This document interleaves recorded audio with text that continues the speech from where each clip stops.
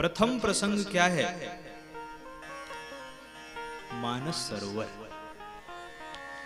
सरोवर के 4 घाट होते हैं, ऐसे ही श्री रामचरितमानस एक सरोवर है जिसके 4 घाट हैं।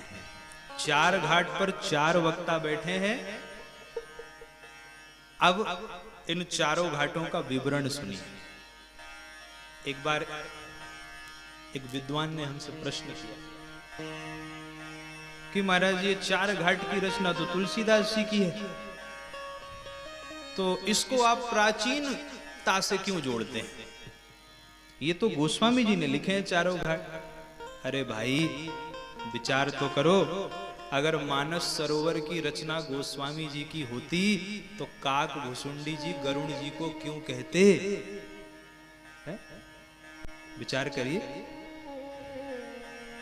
प्रथम ही अति अनुराग भवानी रामचरित सर कहसी बखानी, तो वहां तो काक भुसुंडी जी कह रहे हैं गरुण जी से। इसका मतलब यह मानस सरोवर की रचना अत्यंत प्राचीन है। और इसकी रचना किसने की? भगवान शिव ने। हाँ, गोस्वामी जी ने क्या किया वो सुन लीजिए। जैसे कोई व्यक्ति तालाब खुदवा दे और तालाब खुदवा के अपने लिए एक घाट पे 7 सीढ़ियां बना दे और 3 घाट ज्यों का त्यों छोड़ दे, तो भगवान शंकर ने यही किया। भगवान शंकर ने मानस सरोवर बनाया और अपने घाट की ओर के 7 सप्त प्रबंध सुभग सोपाना ज्ञान नयन निरखत मनमाना, ये 7 कांड रूपी 7 सीढ़ियां भगवान शंकर ने बना दी और 3 घाट उन्होंने छोड़ दिए। और गोस्वामी तुलसीदास जी ने, शिव जी ने अपना घाट तो बना ही दिया था, पर गोस्वामी जी ने तीनों घाटों की रचना करी। ये है इसका मर्म।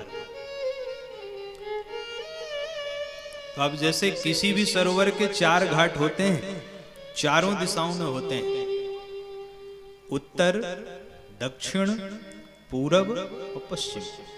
देखिए ये प्रसंग थोड़ा क्लिष्ट है, लेकिन हम आपको सिर्फ 10 मिनट ही सुनाएंगे, किंतु आपको सुनना पड़ेगा। जब तक आप इन चारों घाटों की व्याख्या नहीं सुनेंगे तब तक आपको कथा समझ में नहीं आएगी, क्योंकि श्री राम कथा 4 घाटों पर हो रही है। सबसे पहले प्रारंभ करते हैं पश्चिम के घाट पर। पश्चिम का घाट जिसे ज्ञान घाट कहते हैं और व्यवहारिक भाषा में इसे कहते हैं राजघाट। इसके वक्ता है भगवान शंकर और श्रोता है माता पार्वती। उत्तर की ओर जो घाट है उसको विद्वान कहते हैं ये उपासना का घाट है। इसके वक्ता है काक भुसुंड जी महाराज और श्रोता है गरुण जी। और इस घाट को व्यवहार की भाषा में पनघट कहते हैं। पनघट हुआ होता है जहां पुरुष नहीं जाते, तहां न पुरुष करहीं स्नाना। तो उपासना का घाट है कि केवल अपने इष्ट की उपासना, अन्य दूसरे के तरफ मन आकर्षित न हो। दक्षिण की घाट पर याज्ञवल्क्य जी वक्ता बन के बैठे हैं, जिसे कर्म घाट कहते हैं। तो श्रोता है भरद्वाज जी और व्यवहार की भाषा में इसे पंचायती घाट कहते हैं। और पूर्व की घाट पर गोस्वामी तुलसीदास जी बैठे हैं। श्रोता उनका स्वयं का मन है और संत जन कहते हैं व्यवहार की भाषा में यह गौ घाट है, जहां कोई भी जा सकता है, सबका प्रवेश है। भाई राजघाट में सबका प्रवेश हो पाएगा क्या? बोले नहीं, जो ज्ञानी होगा वही जाएगा।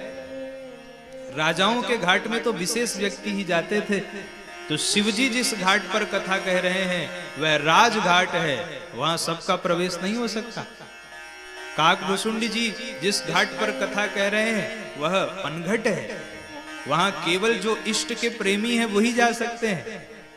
तो कोई शैव्य होगा, कोई शाक्त होगा, कैसे जाएगा? कर्म के घाट पर सबका प्रवेश नहीं हो सकता। लेकिन गोस्वामी जी ने ऐसा गौ घाट बना दिया जिसमें जैसे सरोवर बनते थे ना पहले, तो एक तरफ समतल कर दिया जाता था, वहां सीढ़ी नहीं बनाते थे, ताकि कोई भी गाय आए, गाय आदि कुछ भी आए, नीचे उतरे, जलपान करे, चले जाएं।